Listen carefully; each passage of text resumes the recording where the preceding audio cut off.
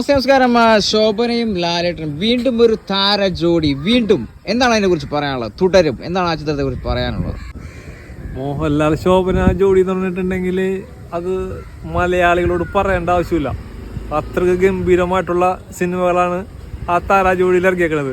വെള്ളാനകളുടെ നാട് ഒടുങ്ങി ഒരുപാട് പടങ്ങൾ, സൂപ്പർ ഹിറ്റുകൾ പടങ്ങളായിരുന്നു.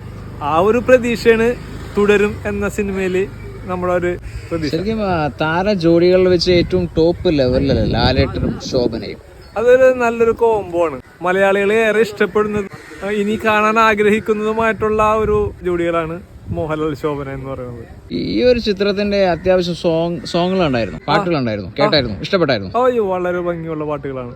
ശരിക്കും മലയാളി പ്രേക്ഷകർക്ക് കുടുംബത്തോടൊപ്പം ചെന്നിരുന്ന് കാണാൻ പറ്റുന്ന രീതിയിലായിരിക്കണം എന്ന് തോന്നിയിട്ടുണ്ടോ ഈ ഒരു ചിത്രം? അതായത് ഒരുപാട് നാടുകൾക്ക് ശേഷമാണ് ഇങ്ങനൊരു കുടുംബ സമേതം നമ്മൾക്ക്